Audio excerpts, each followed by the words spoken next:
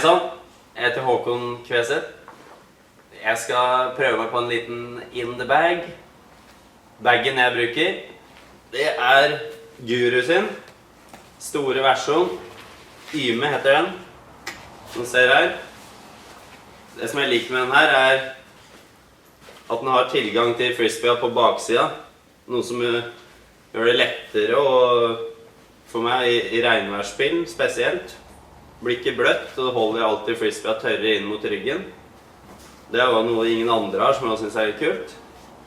Har også solide reimer, som er veldig behagelig å bære på.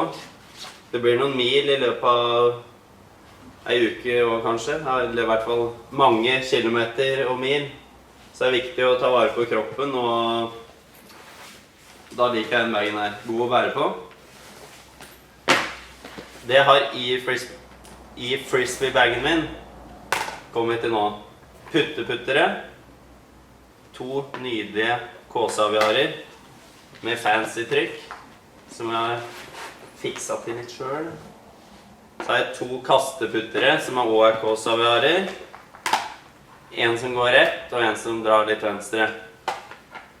Det er ikke så mye hokus pokus, jeg liker å holde det sånn passe simpelt.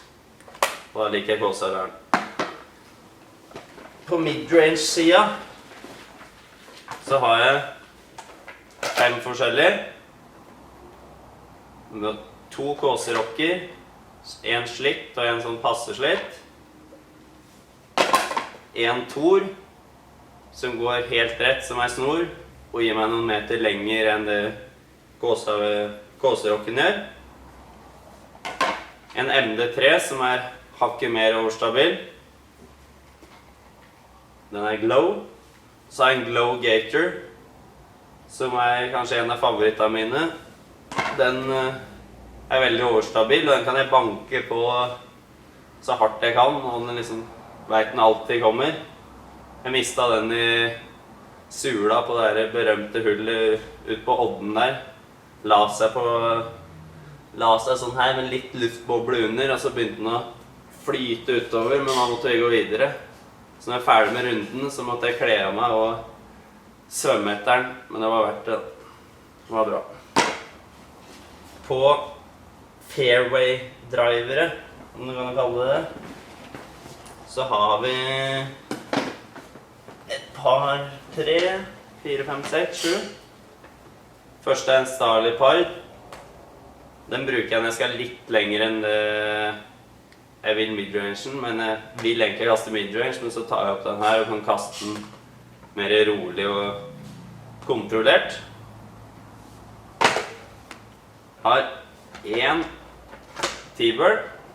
Iblant har jeg 2, nå har jeg bare 1. Den her går helt rett, egentlig. Så jeg kan gjøre det jeg vil med den. Så har vi, skal vi se, favoritten kanskje, FD3. En som er veldig slitt, er kanskje den jeg er mest glad i hele bagen.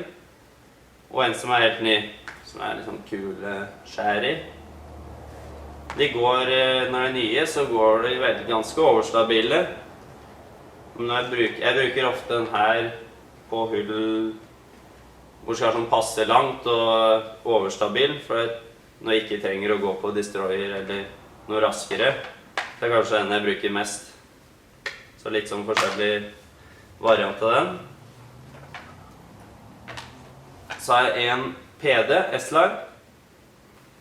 Den gjør ganske mye av det samme som Leoparden min gjør, bare at den går litt lenger.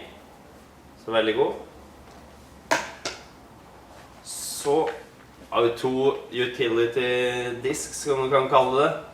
En Champion Roadrunner, hovedsakelig til rulling. Men nå et par Tomahawks i tight skogen iblant, og kanskje noen sånn high flip greier. Så har vi godeste Star Monsteren. Der bruker jeg nesten bare kun forehand omtrent, eller noen forehand roller og sånn.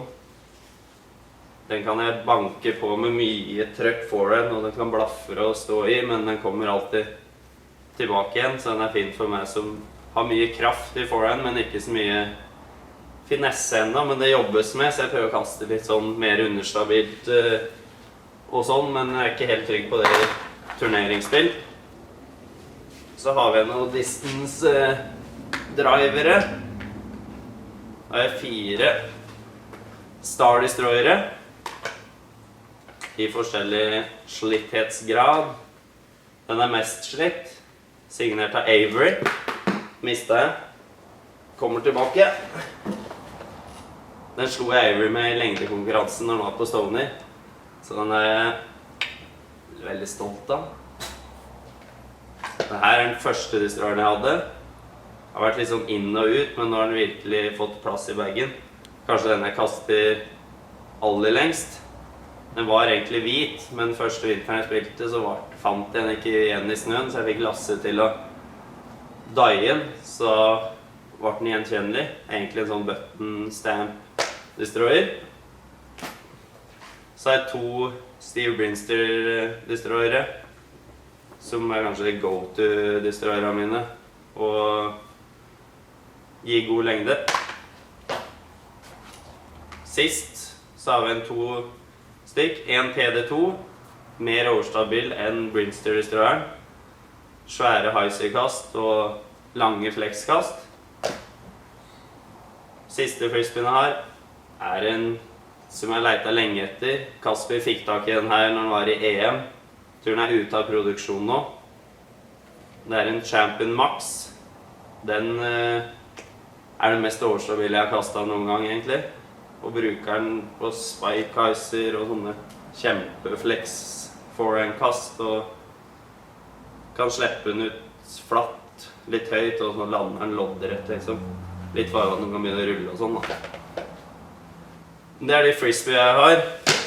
Og utover det, i bagen så har jeg et par minis. Den bruker jeg mest, den grønne, og så har jeg en Guru Mini som er brun. Det er ikke så lett å kåle fotfeil i gresset når jeg bruker den her, så jeg må passe på det neste gang, for jeg er litt dårlig på det. Og så har jeg den her til litt sånn skogshull og sånn. Ellers så har jeg en buff. Fint å ha, passe på så ikke blir forkjøla. En buff til, som ja, kanskje kompis vil låne. Et par håndklær. Beste håndklær, synes jeg. Guru-håndklær. Drittig. Burley bag på soldager. Fint å få litt grep. Nøkler, tusj til å skrive navn på frisbee. Ja, litt sånn. Siste tingen som du kanskje ser, er da sverdet. Står i slira si, er alltid med på runder. Det er liksom lykkeamuletten min. Den kan brukes til det meste. Når jeg spiller skikkelig dårlig, så kanskje jeg har lyst til å grave meg ned og bruke den som en gravstøtte. Når det er bra, så er det liksom kroning av den ene champion etter den andre. Det er et kors. Det funker liksom til det meste. Men stort sett så er det noen barn som spør, ja, du har et tresverd i bagen. Så spør de om å få ta på det, og så kjenner de på det, og så får de prøve noen frisbeer, og så går vi videre. Så den har fast plass i slira si her. Så det er egentlig det jeg har med meg. Så takk for at du så på. Så snakkes vi på banen.